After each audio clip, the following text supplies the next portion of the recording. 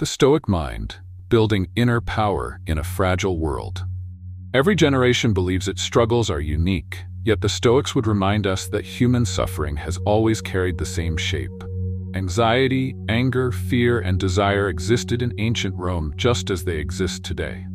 What has changed are the costumes of life. The emperors are now bosses, the markets are now global, and the distractions have multiplied through glowing screens. But the inner battles are eternal.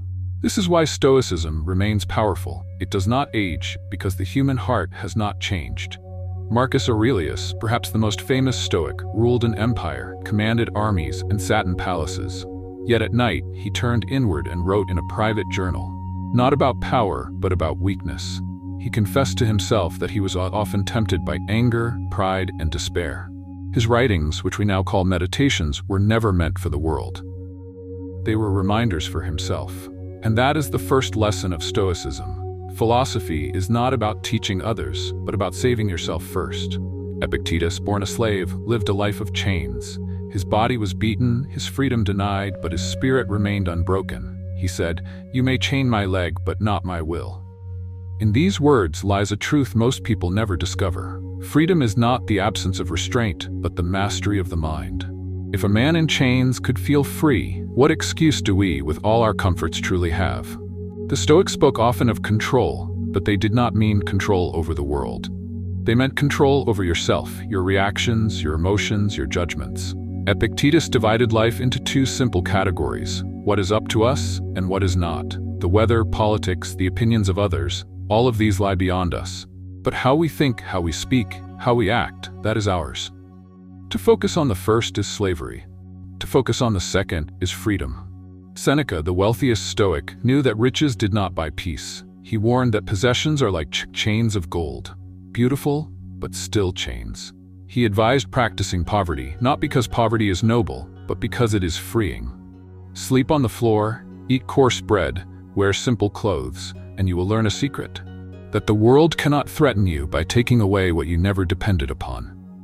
This practice is not punishment, but preparation for life's unpredictability.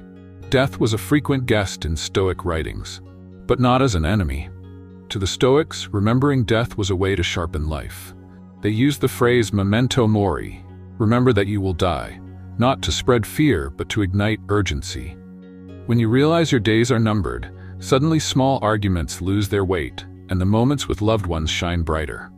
A man who remembers death lives more fully than one who pretends he is immortal. The modern world tells us that happiness lies in constant pleasure. Buy more, achieve more, display more. The Stoics warned against this illusion. Pleasure is like salt water. The more you drink, the thirstier you become. Real contentment, they said, is found not in multiplying desires, but in mastering them. A Stoic does not reject joy, but he does not become its slave. He enjoys what comes, but he does not beg for it. Anger to the Stoics was the most destructive emotion.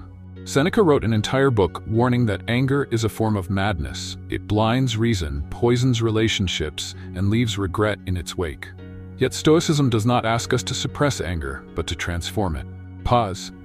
Step back. Ask, is this worth my peace? In most cases, the answer is no. And in that pause, the Stoic finds freedom. Fear, too, was examined deeply. The Stoics understood that fear is rarely about reality. It is about imagination. We fear events that have not yet arrived, and in doing so, we suffer them twice. Once in our mind, and once if they come to pass. Marcus Aurelius reminded himself, do not be disturbed by your imagination of the future. Courage, then, is not the absence of fear, but the refusal to be ruled by it.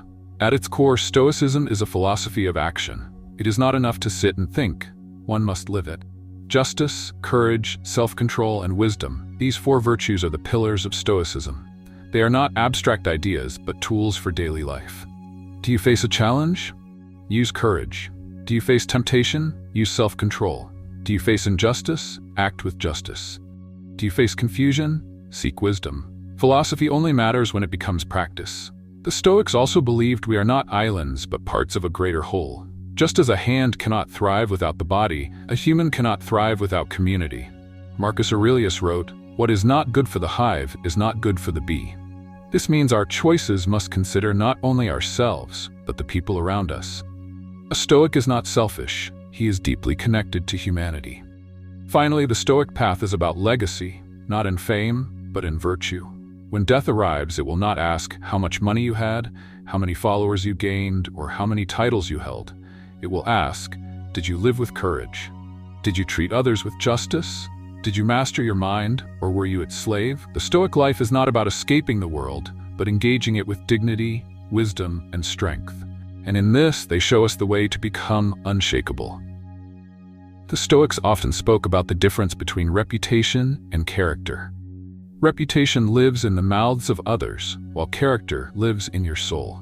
Reputation can be stolen, damaged, or twisted by gossip, but character is yours alone. Seneca advised, care more for what you think of yourself than for what others think of you.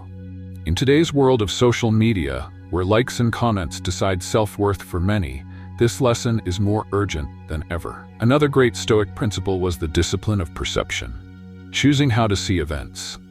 They taught that nothing is good or bad by itself. It is our judgment that makes it so.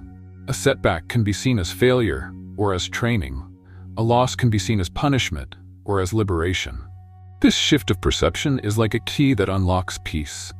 The world remains the same, but the lens through which we see it changes everything. The Stoics also trained themselves to live in harmony with nature, not only the rivers and trees, but human nature itself. They believed our role as rational beings is to live in accordance with virtue, to respect the order of life, and to contribute to the world as part of the larger whole. When we resist nature, we suffer. When we flow with it, even hardships become easier to endure. One of the most practical Stoic exercises is evening reflection. At the end of each day, the Stoic would review his actions. Where did I act with wisdom? Where did I lose control? What can I improve tomorrow? This nightly habit is a mirror for the soul. It allows us to grow slowly but surely, polishing our character day after day. In time, these small corrections shape a strong, disciplined mind. In the end, Stoicism is not about escaping emotions, but about mastering them. It does not ask us to become stone, but to become steady. A Stoic feels love, grief, and joy as deeply as anyone else, but he refuses to be destroyed by them. This balance is rare in today's fragile world, where people are tossed about by every wave of fortune. To be Stoic is to stand firm, not by rejecting life, but by embracing it with courage and wisdom.